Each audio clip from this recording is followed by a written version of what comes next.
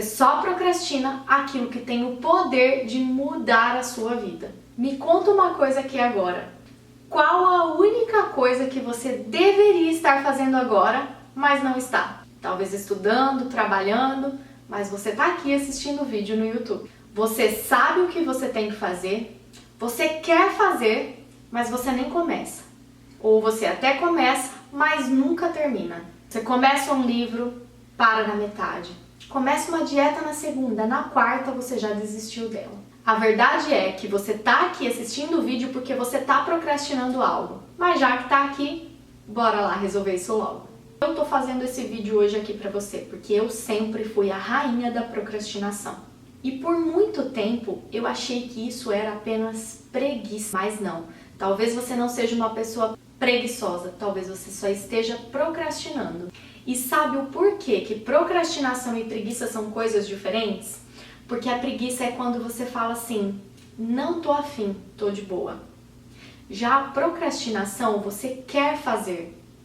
Você sabe o que você tem que fazer, mas você deixa sempre para depois. Mas o problema real é que esse depois ele nunca chega. E foi exatamente por isso que essa frase ela fez todo sentido para mim. Porque eu percebi que eu só procrastino coisas que podem realmente mudar a minha vida. Como voltar com esse canal no YouTube. Eu tenho esse canal já há alguns anos que ele estava parado. E eu fazia muito tempo que eu queria voltar, mas eu sempre deixava para depois. Sempre tinha algo mais importante para fazer na frente que nem era tão importante assim. E a gente sempre vai adiando e no fim acaba não fazendo nada. Até que você toma uma decisão que pode mudar tudo. Você sabe que existe um inimigo silencioso aí no seu cérebro? Que ele se chama resistência. Por que o nosso cérebro ele resiste a coisas? Porque o nosso cérebro ele gosta de zona de conforto. Ele gosta daquilo que é familiar. Ele não gosta de mudanças bruscas. Ele não quer que você saia da sua zona de conforto e por isso ele cria resistências sempre que você tenta começar algo novo. Só que a resistência, ela não chega assim, jogando na sua cara. Ah, não faz. Ela vai chegar de mansinho, ela vai sussurrar no seu ouvido. Faz isso aí depois, deixa pra depois. E aí você vai adiando e quando vê, não fez nada. Pensa comigo, eu não sei com você, mas comigo isso sempre acontece. Você começa a lavar a louça e aí você lembra que você precisa colocar a roupa para lavar. E aí você para a louça e vai colocar a roupa para lavar. E aí você tá colocando a roupa, você lembra que tem que tirar o lixo e aí você para a roupa e vai. Entendeu mais ou menos como é que isso funciona? Você começa várias coisas, mas você não termina nenhuma delas. Isso porque o seu cérebro vai criando ali microtarefas, micro-resistências para você parar de fazer aquilo que você estava fazendo e no final do dia você foi zero produtivo. E isso é uma resistência disfarçada de uma pessoa multitarefas. Você é multitarefas, mas no fim você não faz nenhuma delas por completo. E como que muitas vezes eu me vejo no final do dia? Fiz um monte de coisa, tô exausta e não completei nada. E a resistência, ela faz isso porque ela quer substituir algo que vai nos levar para o sucesso por tarefas bobas que nem têm importância. Como quando você vai estudar algo novo, você resolve que você vai aprender uma nova habilidade que vai mudar o seu nível, que vai te fazer ganhar mais e você senta para estudar. E no momento que você senta para estudar, você lembra que você precisa responder um e-mail. E aí você entra na internet para responder um e-mail e quando você vê, você já está rolando o feed há horas nas redes sociais e você não estudou nada daquilo que você havia planejado. Mas a boa notícia é que existem hábitos que a gente pode criar para vencer essa resistência. E quais são eles? A primeira coisa que eu tenho tentado fazer para vencer essa resistência é eliminar as distrações. Por exemplo, se você vai sentar para ler um livro e você sabe que o seu celular vai te atrapalhar de ler aquele livro porque vai chegar uma notificação e você vai querer pegar o seu telefone para checar, deixa o seu celular longe. Crie um canto da leitura, um canto, um espaço onde você vai sentar e vai só ler aquele livro, sem nenhuma distração, nem visual e nem aqui o seu cérebro mandando aquelas notícias ali. Pega o celular, checa só aquela notificação, entendeu? Você vai criar maneiras de eliminar essas distrações. Se você vai sentar para estudar, você vai definir que naquele tempo você vai estudar. E como que você vai se livrar desses pensamentos que virão? Você vai ter um papel e uma caneta do seu lado.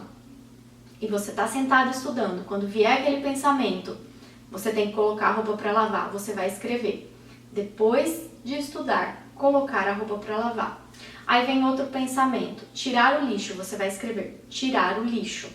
E aí você vai deixar ali anotado tudo que você tem que fazer depois de estudar. E naquele momento você não vai mais levantar dali. Você vai estudar e apenas isso. E a segunda coisa que você precisa fazer junto com essa primeira, que é eliminar as distrações, é criar blocos de tempo.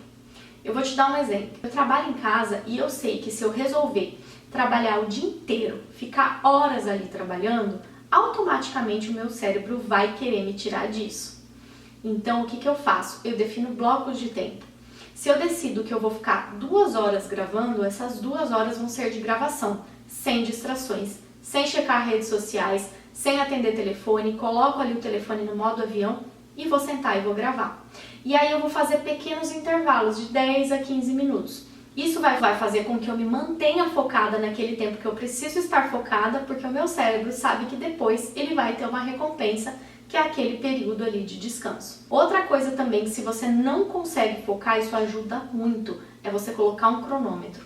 Tanto para o período ali de foco, quanto para o período de descanso, porque facilmente você vai querer transformar aqueles 15 minutos de descanso em 30.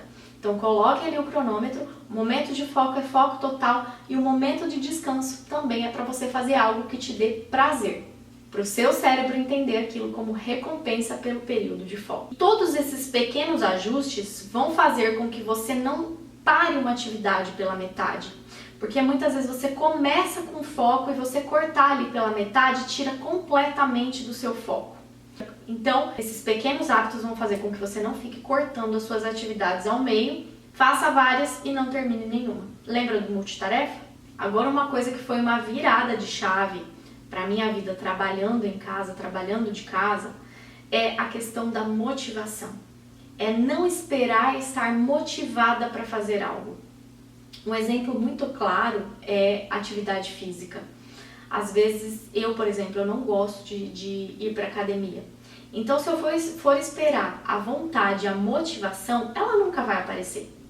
Só que se eu tomar uma atitude, uma ação, se eu tiver uma ação hoje que me levar a fazer uma atividade física, que depois eu vou ver o resultado dela, uma mudança no corpo, uma disposição melhor, isso vai me motivar a fazer mais daquilo. É a mesma coisa quando a gente vai trabalhar de casa. É eu sentar aqui para gravar esse vídeo. Eu tive que ter a ação de sentar e gravar o primeiro vídeo. Porque eu estava esperando a motivação e ela nunca vinha. Eu sabia o que eu tinha que fazer, mas a motivação não vinha.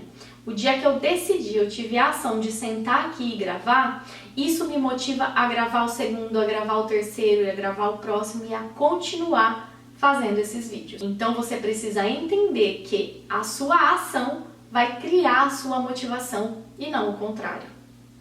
Então faça mesmo no dia que você não tiver vontade de fazer nada. E uma coisa que me ajudou muito foi começar a pensar assim: por que eu estou procrastinando algo que eu estou fazendo para mim mesma? Quando eu trabalhava ali das 9 às 5 num trabalho normal, eu não tinha que fazer. Eu não tinha que fazer porque eu tinha um chefe ali que me mandava e eu fazia algo para outra pessoa, para construir o sonho de outra pessoa. Então, o porquê não fazer melhor ainda, fazer mais ainda quando eu estou construindo algo que é para mim? Quando a gente muda essa mentalidade, a gente começa a enxergar realmente o que a gente tem que fazer que vai mudar a nossa vida, esse jogo muda. Se você tivesse que sair e levantar cedo para trabalhar, você iria, não iria? Então, por que você não está fazendo algo agora que vai mudar a sua vida, que vai mudar a sua história e que vai te ajudar a realizar o seu sonho?